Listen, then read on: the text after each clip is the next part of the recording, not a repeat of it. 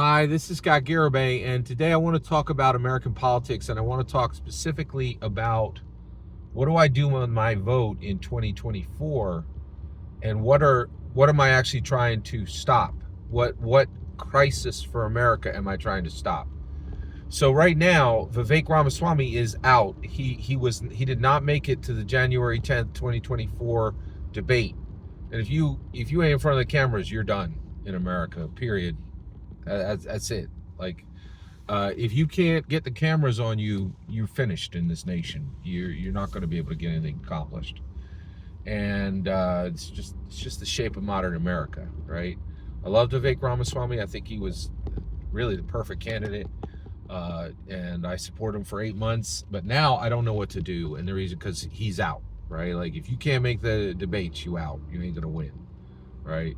And so who's in right now? It's Haley and Desantis. So so I've thought about this, and I'm thinking, okay, well, what am I trying to stop in America? And there's really two problems. America has two problems, and every voter is faced with the following two problems. So first of all, I can vote my conscience and vote for Vivek Ramaswamy, right? Now, he's not going to win because he can't control the cameras. He can't get people looking at him, right? And so nobody's going to know who he is when we reach primary time, or when we reach the general election. He won't win, right?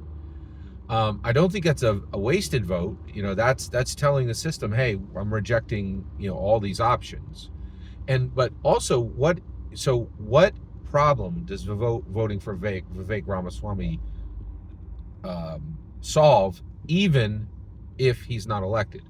Well, or help solve. Doesn't solve it, it helps solve it. Well, the biggest one there is it helps solve the word Cleaver Bulwark, right?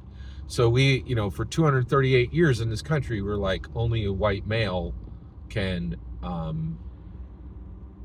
be president, right? And now, so if I vote for if I vote for Vivek Ramaswamy, I'm saying, no, I disagree with that. I want a person of color, and I want to give people of color power directly. Not I want to give somebody who says they will represent them but is not a person of color power, and then they'll get trickle down power. I'm not for that, man. That's not cool, right? So that's frustrating, right? So because now I have no option for a person of color vote, right? Like, because Ron DeSantis, Ward Cleaver, Nikki Haley, June Cleaver, right? Like, there's no person of color representation there. People of color are not going to be given power in that case, right? And I'm against that. I want to defeat the Ward Cleaver wall, right? So if I vote for Vivek Ramaswamy, I'm sending a message that says I want the Ward Cleaver wall to end. However, here's the problem. If I give my vote to Vivek Ramaswamy, what do I then guarantee? Well, here's the kicker. I guarantee if I don't vote for Nikki Haley or Ron DeSantis, I guarantee hospice leadership, and that is a huge problem that America has right now. Now, the Ward Cleaver Bulwark, the Ward Cleaver wall that people have to scale, that the only person who's ever been able to scale it and get over on the other side is President Barack Obama. I voted for him twice, and he was able to defeat it, right? And it was a big deal because, like, every person of color mother was like, you could be president one day. That was a theory until Barack Obama made it a reality, right? Until I made it a reality by electing him twice, right? So now, but if I don't vote for DeSantis or for Haley, then I guarantee hospice leadership. Now, let me define that. That means Biden goes in and is our first president to be 80 years old for the majority of his term, right? And President Donald Trump is the same way, right? Now, there's no question, any 80-year-old president is just going to die, right? And the reason why is their old age. It's going to snap them like a twig, right? Why do I believe this? Bernie Sanders just ran for president and had a heart attack, right? And people ask him, well, what happened? He's like, I didn't watch my body.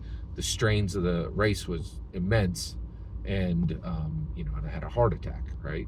So we already know and trust and believe, like, what, I'm not like, oh, I think this is a bad idea. This is literally an experiment. We've never done this, right? There has never been an 80-year-old president who was 80 for the majority of their term. That's never happened, right?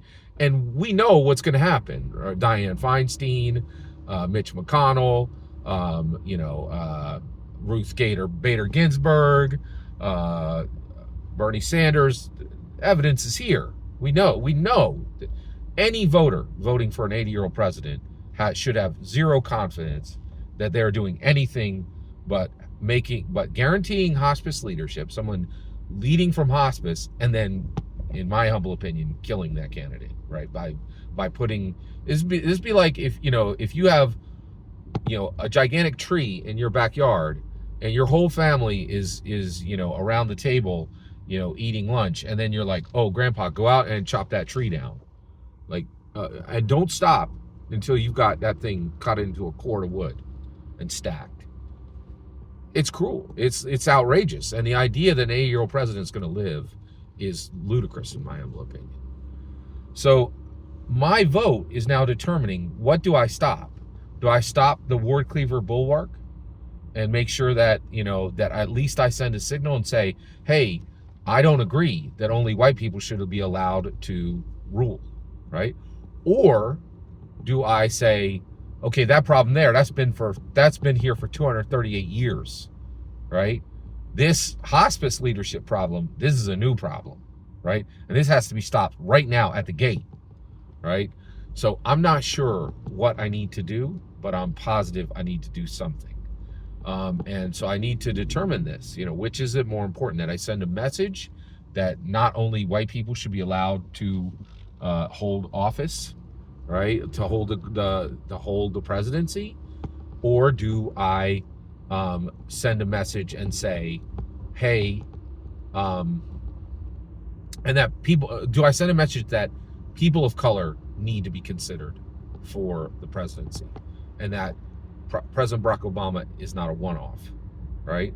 Or do I hold the line now and say the most critical crisis America is dealing with at this moment is hospice leadership, guaranteed hospice leadership. It doesn't matter if the Republican candidate gets in, doesn't matter if the Democrat gets in. And one thing that's nice is, hey, it's finally bipartisan, right? Like, both the Democrats and the Republicans are in line, lockstep, saying you only get hospice leadership. That is dramatically bad and a problem we really need to solve.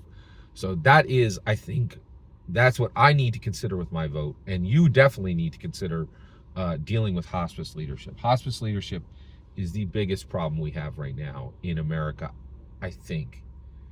I think it's bigger than, I think hospice leadership is a bigger problem than the Ward Cleaver Bulwark. That's my humble opinion. Every single word you just heard was my humble opinion. What's important is when I get to hear your humble opinion, when you get in the comments and send your traffic. Please consider subscribing, and have a wonderful millennium.